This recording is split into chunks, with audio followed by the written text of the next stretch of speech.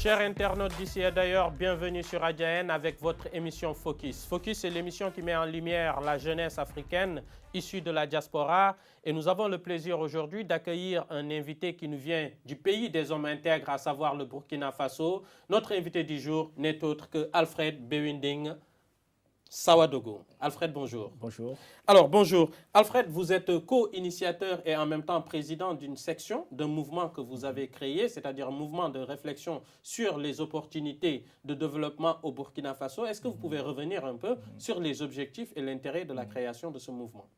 Le Emerald BF a suivi une tribune de réflexion, d'expression et de formation des jeunes. C'est un mouvement que nous avons lancé afin de rassembler les jeunes burkinabés de l'intérieur comme de l'extérieur, afin de marcher d'un même pas et parler d'une même voix dans le sens du développement du Burkina Faso. Un mouvement qui existe depuis maintenant 2 ans. Le mouvement a été lancé plus précisément le 11 mars 2016. Et à ce jour, nous comptons 4 sections, dont une au Burkina, une au Sénégal, une en Algérie et une ici même en France. Pourquoi concrètement nous avons lancé le mouvement? 3 points essentiels. Premièrement, parce que nous avons constaté que la jeunesse a besoin d'une formation en entrepreneuriat. Il est clair que si nous voulons résorber la question du chômage actuellement, il faudra recourir à l'auto-emploi.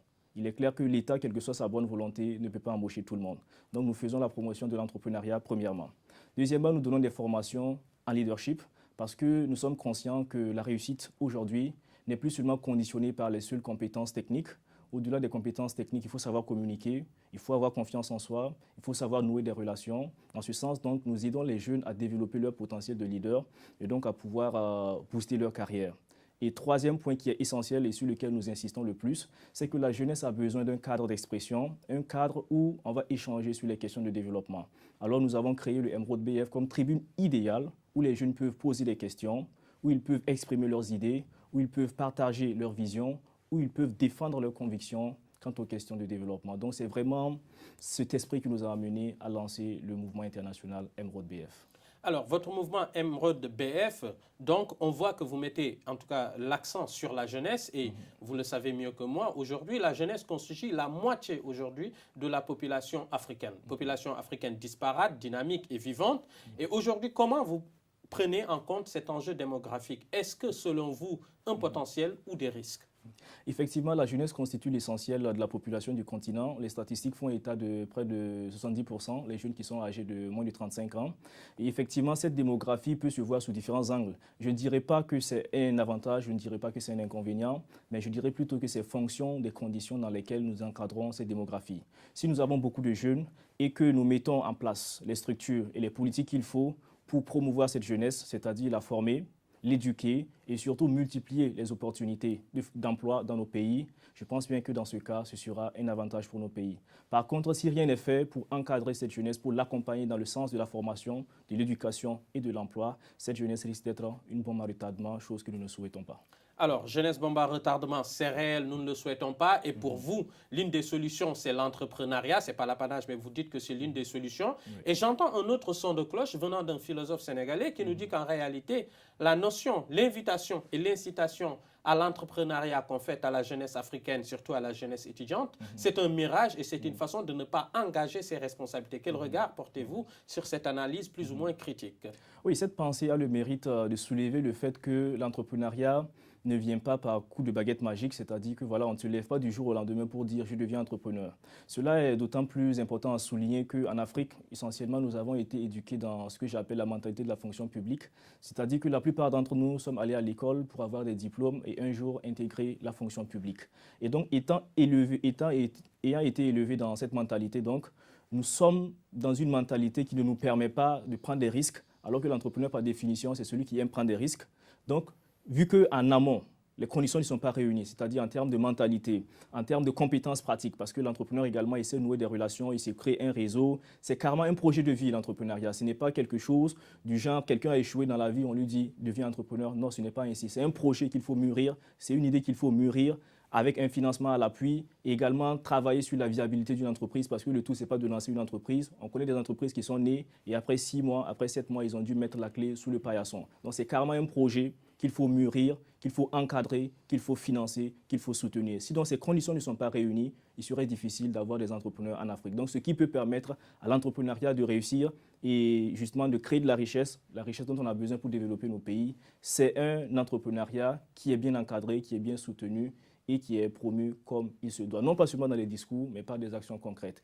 Mais il faut souligner qu'un étudiant peut devenir entrepreneur. Si justement il a développé la mentalité entrepreneuriale, s'il a mûri un projet, s'il peut lever des fonds pour financer la création de son entreprise, s'il est convaincu de l'opportunité à laquelle il veut répondre, je pense bien qu'il peut se lancer. Et je ne suis pas le seul à le dire. Dans l'actualité, on connaît des jeunes étudiants qui sont aujourd'hui entrepreneurs, des entrepreneurs à succès qui inspirent les autres jeunes.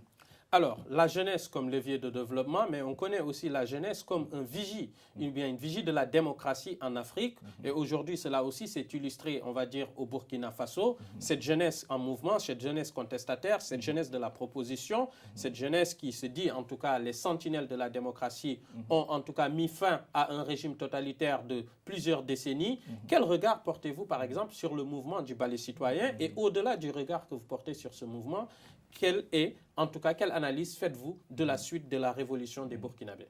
Effectivement, le ballet citoyen est un mouvement qui a été en avant-garde s'agissant de l'insurrection populaire des 30 et 31 octobre au Burkina Faso. Et à ce titre, donc, c'est un mouvement que je respecte personnellement, un mouvement donc, qui a su susciter l'adhésion des jeunes pour manifester et mettre fin donc, au régime de Blaise Compaoré. À ce titre, donc, on leur tire notre chapeau. Ils ont lutté de concert avec la classe politique pour justement mettre fin à la situation dans laquelle était le pays. En ce sens, donc, je les salue. Et également, étant de la société civile, ils arrivent justement à travailler à la veille citoyenne, ils travaillent à la reddition des comptes, toutes choses justement qui sont essentielles à la bonne gouvernance, parce que la société civile est véritablement un maillon très important dans la bonne gouvernance. La bonne gouvernance ne peut pas s'envisager sans une société civile qui soit dynamique et qui soit mobilisée autour des questions nationales. Donc le ballet citoyen est dans ce sens et donc leurs actions en tout cas sont très pertinentes et on continue en tout cas de les encourager pour qu'ils puissent garder cet œil ouvert sur les décisions politiques, sur les choix publics qui sont faits parce que c'est cela le rôle de la société civile. Et parlant maintenant de l'insurrection, l'après-insurrection au Burkina Faso, après l'insurrection, il y a eu les élections, comme on le sait, les élections qui ont été remportées par son Excellence M. Roch Marc Christian Kaboré, qui est actuellement le président du Faso. Parlant de ce qui se passe actuellement, disons que la situation n'est pas comme les Burkinabés l'auraient souhaité, c'est-à-dire qu'après une insurrection, les attentes étaient très grandes, vu l'état dans lequel était le pays, mais malheureusement, on n'a pas eu des signaux forts qui nous montraient que voilà, ces aspirations-là allaient connaître des réponses assez pertinentes, assez conséquentes. Donc, il y a des actions qui sont faites. Dire que des actions ne sont pas faites, c'est être aveugle. Il y a des actions qui sont faites, il y a des progrès qui sont réalisés, mais pas à la hauteur des attentes des populations, pas à la hauteur de ce que le régime était censé faire. Alors, peut-être les attentes sont très fortes. Elles sont aussi fortes, aussi bien en matière d'entrepreneuriat, développement de jeunesse, lutte contre le chômage, mais elle l'est aussi dans le cadre de l'éducation et de la scolarisation de façon générale de l'ensemble des populations. Mais l'un des parents pauvres de cette scolarisation, vous le savez très bien, ce sont les filles. Selon un rapport de l'ONG ON, un rapport de 2017, sur 130 millions de filles qui ne vont pas à l'école, on considère que la majeure partie sont en Afrique. Et sur les 10 pays les plus en retard sur la scolarisation des filles, il y a 9 pays africains, dont le Burkina Faso. Alors, que préconise votre mouvement pour ce qu'on appelle l'éducation?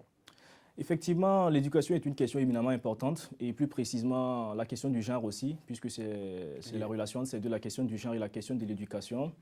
Effectivement, les filles n'arrivent pas à aller à l'école comme les garçons. C'est un constat que nous faisons. Mais pour proposer une solution, il faut d'abord se situer sur les raisons, voilà, justement, qui expliquent cette faible scolarisation des filles. Et essentiellement, on avancera le fait que ce sont des pesanteurs socioculturelles qui font que les filles n'ont pas la même chance que les garçons d'aller à l'école.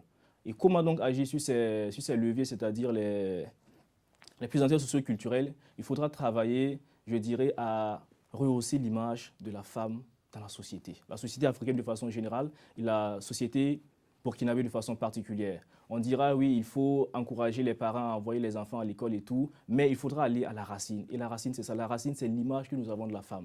Si nous avons une image très positive de la femme, je pense bien qu'on va traiter la femme comme il se doit. On va envoyer les jeunes filles à l'école. On va permettre aux femmes d'occuper leur place dans les instances de prise de décision. On va permettre aux femmes de s'épanouir. On va tout faire pour améliorer leurs conditions de vie. Donc, c'est véritablement une question de quelle est l'image que nous donnons à la femme africaine, quelle est l'image que nous donnons à la femme burkinabé dans nos pays. Alors, quelle est l'image que nous donnons à la femme africaine et à la femme burkinabé, mais quel est aussi le message que vous voulez porter à la jeunesse africaine? Peut-être que ça sera le dernier mot de cette émission. Donc, on vous laisse nous dire quel est votre message à la jeunesse d'Afrique. D'accord. Notre message de fin serait d'insister sur 4 convictions qui nous sont chères au sein du mouvement Emeraude BF. La première conviction, c'est que le développement ne viendra pas de l'État, mais le développement viendra de l'action conjuguée et de l'État et des citoyens. J'ai toujours vu le développement non comme un décret venant du haut, mais comme une construction laborieusement amorcée et soutenue depuis le bas. Il va sans donc dire que les populations, les citoyens ont un rôle déterminant dans le processus de développement. Deuxième conviction que nous partageons, c'est qu'on ne peut pas critiquer sans vouloir soi-même faire. Au-delà du fait de critiquer, ce qui est plus constructif de faire, c'est d'être une force de proposition, c'est de lancer des initiatives dans nos quartiers, dans nos villes, dans nos villages, afin de relever les différents défis. Troisième conviction que nous partageons au sein du mouvement, c'est qu'une jeunesse capable, c'est une jeunesse qui est bien formée. En tant que jeunes, notre priorité doit être de nous former parce que la formation nous permettra d'avoir les aptitudes et les compétences nécessaires afin d'impacter le monde, afin de prendre notre destin en main et de transformer nos pays respectifs. Et enfin, dernière conviction, c'est que chaque jeune, chaque citoyen peut et doit faire quelque chose pour son pays. Il peut s'agir de s'engager dans une association, il peut s'agir de s'engager dans la politique, il peut s'agir de s'engager dans le social, il peut s'agir de toute autre cause, il peut s'agir d'un projet entrepreneurial, mais toujours est-il que chaque citoyen, quel que soit son niveau d'éducation, quel que soit le pays où il se trouve, qu'il soit à l'intérieur du pays ou dans la diaspora, il peut et il doit faire quelque chose pour son pays. Jeunesse d'Afrique et du monde, en tout cas, on va se terminer sur ces 4 convictions et je reviens sur une des convictions, la troisième concernant l'éducation, parce que quand on parle du pays des hommes intègres, on ne peut pas finir sans faire un clin d'œil à Thomas Sankara qui a plus qu'été qu'un révolutionnaire, mais une lumière pour l'Afrique et qui disait, je le cite, en tout cas pas de mémoire, mais c'est écrit, il faut que l'école nouvelle et l'enseignement nouveau concourent à la naissance de patriotes et non d'apatrides. Et Thomas Sankara continue en disant « Mettre un enfant à l'école doit cesser d'être perçu comme un simple placement comptable. Mieux que cela, si tant est vrai que la transformation continue des sociétés qui incombent aux générations successives comporte des éléments quantifiables et non quantifiables. » Madame, Mademoiselles et Messieurs, merci. C'est votre émission Focus avec Alfred Bewinding Sawodogo qui nous vient du Burkina. Merci de nous avoir consacré un peu de votre temps et à très bientôt. Au revoir.